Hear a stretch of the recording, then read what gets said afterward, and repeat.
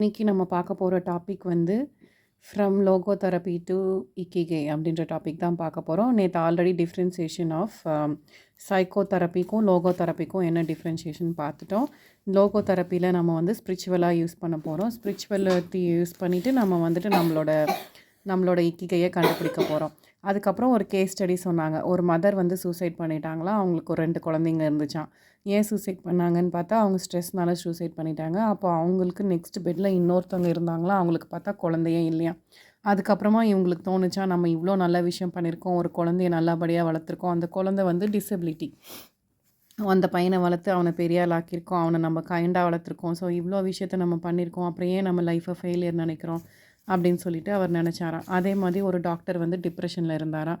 டிப்ரெஷனில் இருந்துட்டு அவர் வந்துட்டு எப்படி வெளியில் அனலைஸ் பண்ணிவிட்டு வெளியில் வந்தார் அப்படின்னு பார்த்தா அது என்ன லோகோ தெரப்பியில் தான் வந்தாங்க. அதுக்கப்புறம் மொரிட்டா தெரப்பின்னு ஒரு தெரப்பி சொல்கிறாங்க. மொரிட்டா தெரப்பியில் அவங்க வந்து என்னென்னா இந்த வந்து அப்சஷனையும் அதுக்கப்புறமா நியூரோசிஸையும் ட்ரீட் பண்ணுறாங்க. அதில் வந்து 3 ஸ்டேஜஸ் ஆஃப் லைஃப்பை வந்து பிரிக்கிறாங்க. என்ன சொல்ல வராங்கன்னா மொரிட்டா தெரப்பியில் நம்ம ஃபீலிங்ஸை கண்ட்ரோல் பண்ணக்கூடாது. நம்ம வர்ற ஃபீலிங்ஸை அப்படியே வச்சுக்கிட்டு எடுக்கிற ஆக்ஷனை தான் கண்ட்ரோல் பண்ண முடியும். வர ஃபீலிங்ஸை அப்படியே தான் வச்சுக்க முடியும். நம்மளுக்கு நிறைய ஃபீலிங்ஸ் தோணும், நிறைய தாட்ஸ் வரும். அதெல்லாம் நம்ம வந்துட்டு உடனே போகாது. ஸோ நம்ம என்ன பண்ணணும், அதை வந்துட்டு நம்ம வந்து ஆக்ஷன் எடுக்கிறப்போ மாற்றி எடுக்கணும். நான் எடுக்கிற ஆக்ஷன் நல்லாவே இருக்கணும் அப்படின்னு சொல்கிறாங்க. அதுக்கப்புறமா வந்து மொரிட்டா தெரப்பியை வந்து 4 ஸ்டேஜஸாக பிரிக்கிறாங்க. ஃபஸ்ட்டு ஸ்டேஜஸ் வந்து ஐசோலேஷன் அண்ட் ரெஸ்ட். ஒரு 7 நாள் வந்து ஒரு ரூம்குள்ளே போயிட்டு ரெஸ்ட் எடுக்கணும். அப்போ வந்து பேஷண்ட் வந்து என்ன பண்ணணும்னா, டிவி இருக்கக்கூடாது, புக்ஸ் இருக்கக்கூடாது, ஃபேமிலி இருக்கக்கூடாது, ஃப்ரெண்ட்ஸ் இருக்கக்கூடாது, யாருமே இருக்கக்கூடாது, யார் கூடயுமே இன்ட்ராக்ட் பண்ணுற மாதிரி இருக்கக்கூடாது, யாருமே வந்து பேசக்கூடாது, தெரப்பிஸ்ட் மட்டும் தான் இருப்பாங்க. அந்த தெரப்பிஸ்ட்டுமே வந்து பேஷண்ட்ஸோட பேச மாட்டாங்க. அதுக்கப்புறம் செகண்ட் வந்து லைட் ஆக்குபேஷனல் தெரப்பி. அது வந்து என்னென்னா 5 to 7 days, இது வந்து செகண்ட் வீக்கில் நடக்கும்.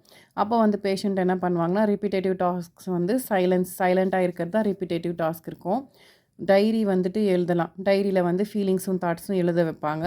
அதுக்கப்புறமா வந்து பேஷண்ட் வந்துட்டு வீக்கில் வந்து ஒரு நாள் மட்டும் வெளியில் போகிற மாதிரி இருக்கும்.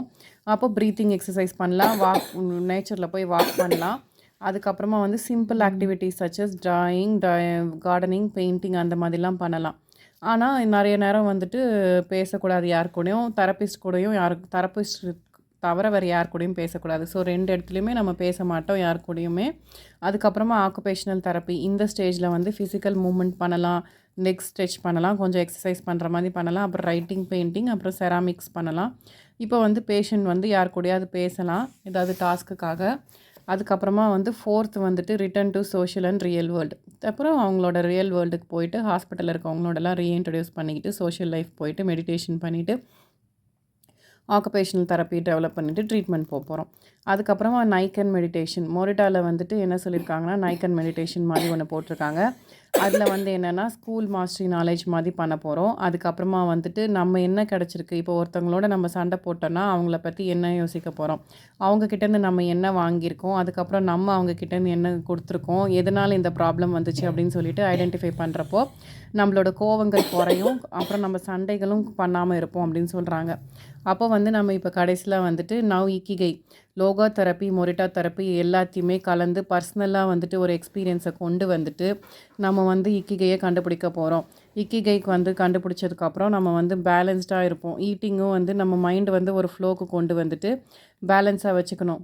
மைண்டை வந்துட்டு எக்ஸசைஸ் பண்ணிவிட்டு எல்லாத்தையுமே ஒரு லெவலுக்கு ஒரு அலைன்மெண்ட்டாக வச்சுக்கிறப்போ இக்கிகை வரும் அப்படின்னு சொல்லியிருக்காங்க. இதுதான் இன்றைக்கான டாபிக். நாளைக்கு வந்துட்டு நம்ம வந்து mind flow in everything you டூன்னு பார்க்க போகிறோம். அதை நாளைக்கு பார்க்கலாம்.